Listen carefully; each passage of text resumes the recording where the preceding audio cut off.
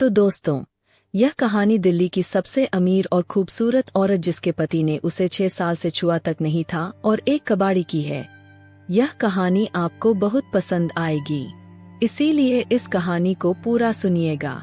सान्या की उम्र अभी 35 साल की ही थी, लेकिन लगता था जैसे वह अब भी कॉलेज गर्ल हो।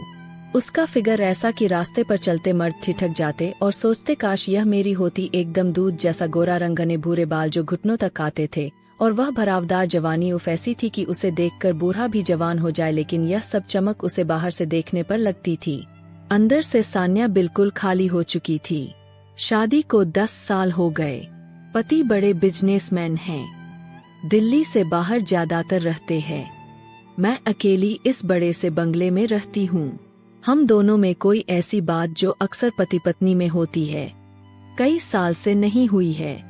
हमारे बंगले में नौकर चाकर तो बहुत है, पर अपना कोई नहीं।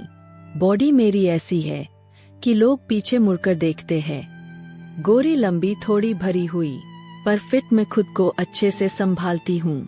जिम जाती हूँ, योगा करती हूँ, कपड़े भी ऐसे पहनती हूँ कि घर में भी लगे जैसे कोई पार्टी चल रही हो। सिल्क की साड़ियाँ, डीप नेक ब्लाउज, कभी कभी घर में ही शॉर्ट ड्रेस। मुझे पता है कि नजरें कहाँ कहाँ जाती है, पर मुझे कोई फर्क नहीं पड़ता। मैं अपनी जिंदगी अपने तरीके से जीती हूँ। अब यह कहानी मेरी और काय और हमारे मोहल्ले के कबाड़ी की है। उसका नाम है बिल्लू। उम्र करीब 38। मैं घर की छत पर शाम के थी। नीचे गार्डन में माली काम कर रहा था, पर ऊपर सिर्फ मैं थी। हवा चल रही थी। मैंने हल्की सी साटन की नाइट गाउन पहनी थी जो हवा में उड़ रही थी। तभी नीचे से आवाज आई, मेम साहब, मेम साहब। मैंने झांक कर देखा, बिल्लू नीचे खड़ा था। उसके हाथ में पुराना लोहे का एक बड़ा पंखा था। बोला, मेम साहब, आपके यहाँ पुराना सामान निकला है क्या? अखबार, बोतलें, लोहा पीतल, कुछ भी? मैं ऊपर से ही बोली, हाँ है ना, नौकरों से पूछ लो। पर वो बोला, मेम साहब आप खुद देख लो ना, अच्छा रेट दूंगा। मुझे नहीं पता क्यों मैं नीचे उतर आई। गाउन हवा में लहरा रहा था। मैंने सोचा चलो थोड़ा टाइम पास हो जाएगा। मैं उसके साथ गोदाम की तरफ चल दी, जहां नौकरों ने पुराना सामान रखा था। बिल्लू आगे आगे चल रहा था। मैं पीछे। उसकी कमीज पीठ से चिपकी हुई थी, पसीने से मसल्स साफ दिख रहे थे। मैं मन ही मन सोच रही थी कितना ताकतवर लगता है यह आदमी। गोदाम में पहुँचे, वहाँ ढेर सारा कबाड़ पड़ा था। पुराने फर्नीचर, लोहे की रोड्स, बोतलें, अखबार के बंडल। बिल्लू ने एक बड़ा सा लोहे का बॉक्स उठाया और बोला, मेम साहब यह देखो, इसमें पुरानी चाबियां हैं, शायद आपके काम की हो। मैं पास गई। बॉक्स भारी था। उसने आसानी से उठा लिया। मैंने झुक कर देखा। झुकते वक्त गाउन का पल्ला थोड़ा नीचे सरक गया। मुझे लगा उसकी नजर वहां गई, पर मैंने कुछ नहीं कहा। मैंने चाबियां देखी, बोली, यह सब पुरानी है, रख लो। फिर वह एक पुरानी लकड़ी की कुर्सी उठा कर लाया। बोला, मेम साहब बैठो ना, गर्मी बहुत है। मैं बैठ गई। कुर्सी थोड़ी पुरानी थी, बैठते ही चरमराई। मैं हंस पड़ी। बिल्लू भी मुस्कुराया। उसकी मुस्कान में कुछ था थोड़ा शरारती सा। वो मेरे सामने घुटनों के बल बैठ गया, सामान झांटने। उसकी आंखें मेरी टांगों पर रुक रही थी। गाउन थोड़ा ऊपर चढ़ गया था। मुझे अच्छा लग रहा था यह ध्यान, क्योंकि मेरे पति तो मुझे कभी उसे निगाह से नहीं देखते थे। वह हमेशा बाहर के काम में बिजी रहते थे। उसका इस तरह देखना मुझे काफी अच्छा लगा। हम काफी देर बातें करते रहे। वो बताया कि वह अकेला रहता है, बीवी बच्चे गांव में हैं, महीने में एक बार जाता है। मैंने अपनी बातें बताई कि अकेलापन कितना लगता है। वह सुनता रहा, बीच बीच में मेरी आंखों में देखता। उसकी आवाज भारी थी, पर बातें बहुत साफ। फिर उसने एक पुरानी पीतल की सुराही दिखाई। बोला, मेम साहब यह बहुत कीमती है, पुराने जमाने की। मैंने छू कर देखी, ठंडी थी। बोली, यह तो बहुत भारी है। वो हंसा, मेम साहब भारी चीजें उठाने की आदत है मुझे।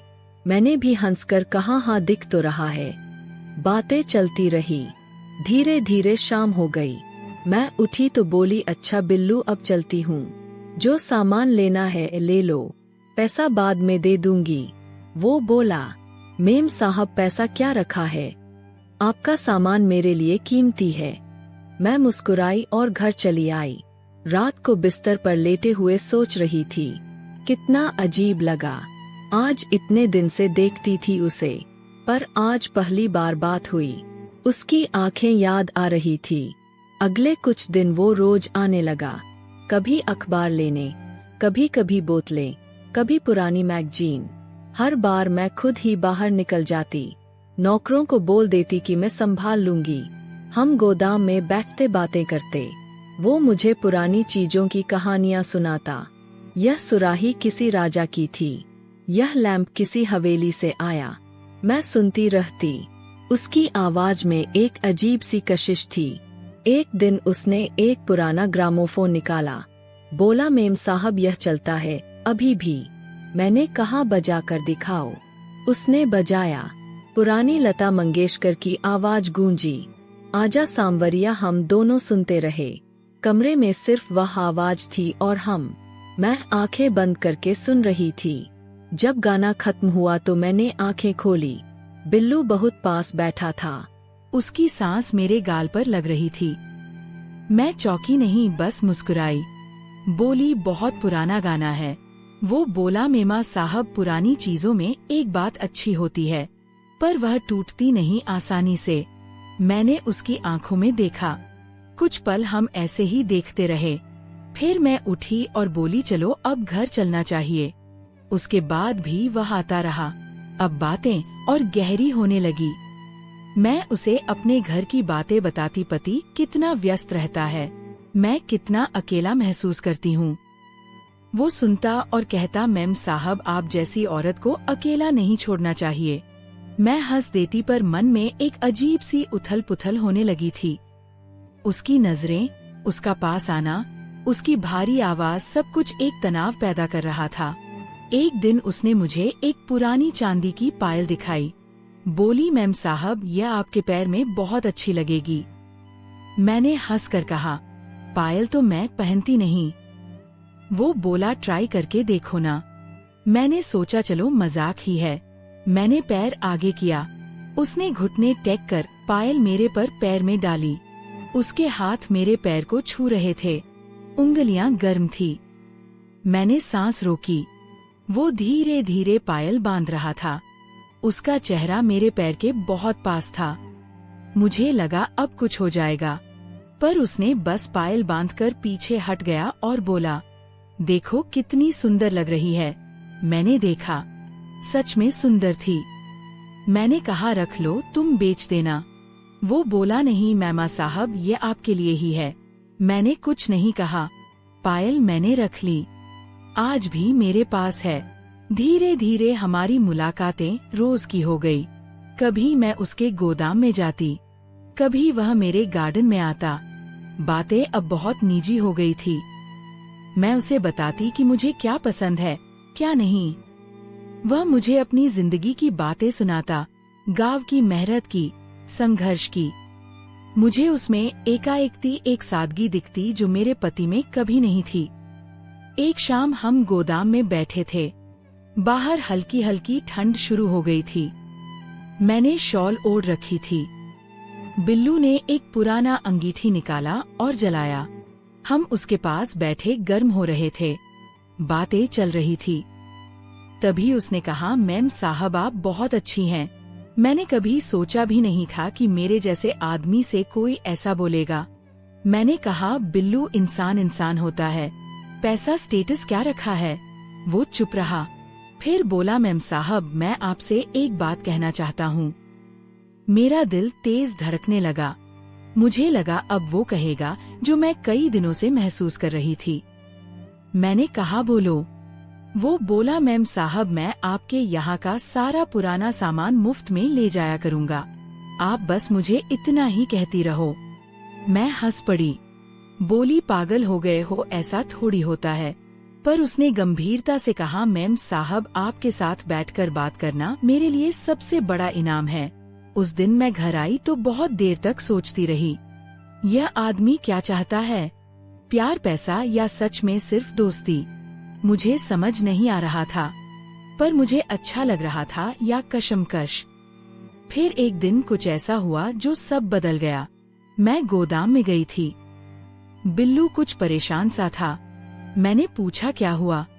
वो बोला, मेहमा साहब, मेरी माँ गांव में बहुत बीमार है, पैसे नहीं है इलाज के। मैंने कहा, कितने पैसे चाहिए? वो बोला, 1 लाख 1.5 लाख।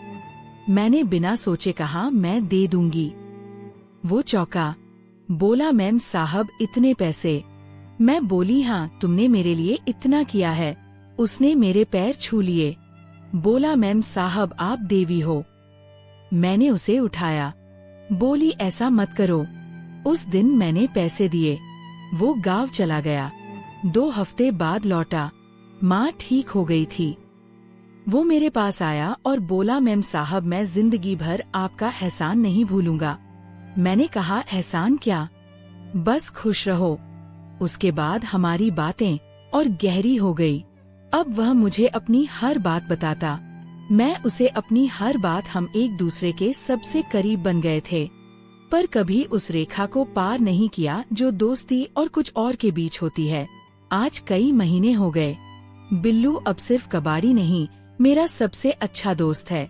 वो मेरे घर आता है, चाय पीता है, बातें करता है।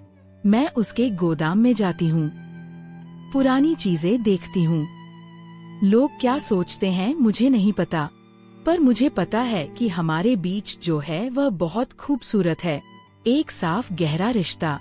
बिल्लू ने मुझे सिखाया कि जिंदगी में सबसे कीमती चीजें पैसे से नहीं खरीदी जाती, और मैंने उसे सिखाया कि अमीरी सिर्फ बैंक बैलेंस में नहीं होती। आज भी जब वह आता है, हम घंटों बैठकर बातें करते हैं, हंसते हैं, पुरानी यादें ताज़ा करते हैं, और मैं जानती हूँ कि यह रिश्ता हमेशा ऐसा ही रहेगा सारमा, और बहुत खास। बस यही थी मेरी और बिल्लू की कहानी। अगर तुम्हें अच्छी लगी तो मुस्कुरा देना, और अगर नहीं लगी तो भी मुस्कुरा देना, क्योंकि जिंदगी में मुस्कान सबसे सस्ती और सबसे कीमती चीज है। धन्यवाद। एक दिन सान्या और बिल्लू गोदाम में बैठे पुरानी यादें ताज़ा कर रहे थे। बाहर बारिश हो रही थी, अंगीठी जल रही थी और माहौल वैसा ही शांत गहरा था जैसा हमेशा होता था। बिल्लू अचानक चुप हो गया। उसने एक पुराना लकड़ियों का छोटा सा डिब्बा निकाला जो धूल से ढका हुआ था। बोला, अमेम साहब, यह मैंने कई साल पहले एक हवेली के कबाड़ से लिया था। अंदर कुछ पुराने कागजात और फोटो हैं।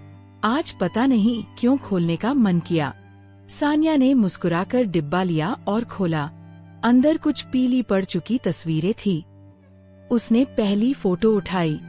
एक नवविवाहित जोड़ा, दुल्हन बेहद खूबसूरत, दूध जैसी गोरी, घने भूरे बाल, ठीक वैसी ही जैसी सान्या बचपन में थी। दूल्हा एक जवान, सांवला, ताकतवर लड़का जिसकी आंखें बिल्कुल बिल्लू जैसी तेज थी। सान्या की सांस रुक गई। उसने फोटो पलटा। पीछे हाथ से लिखा था राकेश और संगीता, शादी की तारीख 15 मार्च 1990। राकेश वो नाम सान्या के पति का असली नाम था जिसे वह बिजनेस के बाद कभी इस्तेमाल नहीं करता था, और संगीता सान्या की मां का नाम था जो सान्या सिर्फ 5 साल की थी तब एक कार एक्सीडेंट में मर गई थी। पिता ने कभी दूसरी शादी नहीं की और सान्या को अकेले पाला। सान्या ने कांपते हाथों से बिल्लू की तरफ देखा। बिल्लू भी फोटो देख रहा था। उसका चेहरा सफेद पड़ गया था। ये मेरी माँ है। सान्या की आवाज फटी और यह मेरे पापा। बिल्लू ने सिर झुका लिया। उसकी आंखें नम थी। धीरे से बोला, मैम साहब नहीं, बहन, मैं राकेश का पहला बेटा हूँ। गांव में पैदा हुआ था, माँ के साथ रहता था। जब मैं 8 साल का था पिताजी दिल्ली आ गए। बड़ा बिजनेस शुरू किया, माँ को छोड़ दिया। माँ ने मुझे बताया था कि पिताजी ने नई जिंदगी शुरू की है, नई बीवी के साथ। माँ गुजर गई तो मैं अकेला दिल्ली आ गया, कबाड़ का काम शुरू किया। कभी हिम्मत नहीं हुई कि आपके पिता से मिलूं।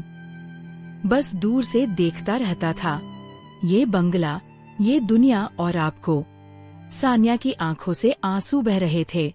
वो फोटो सीने से लगाए बैठी थी। सालों का अकेलापन, वो सारी गर्माहट जो बिल्लू से मिली थी, सब एक पल में बदल गया। बिल्लू, या अब सही नाम बिलाल राकेश चौहान, बोला, मैंने कभी नहीं सोचा था कि आप मेरी सगी छोटी बहन निकलेंगी। मैं बस आपको देखकर माँ की याद आती थी, इसलिए पास आता रहा। सान्या ने उसे गले लगा लिया और खूब रोई। पहली बार उसे अपना खून का रिश्ता मिला था, वह सगा बड़ा भाई जिसके बारे में उसे कभी पता ही नहीं था। उस दिन के बाद बिल्लू अब गोदाम छोड़कर बंगले में ही रहने लगा। सान्या के पति को जब सच पता चला तो वह भी हिल गए, लेकिन अब परिवार पूरा हो गया था। बिल्लू अब कबाड़ी नहीं, घर का बड़ा बेटा था, और सान्या को अब सचमुच अपना कोई मिल गया था।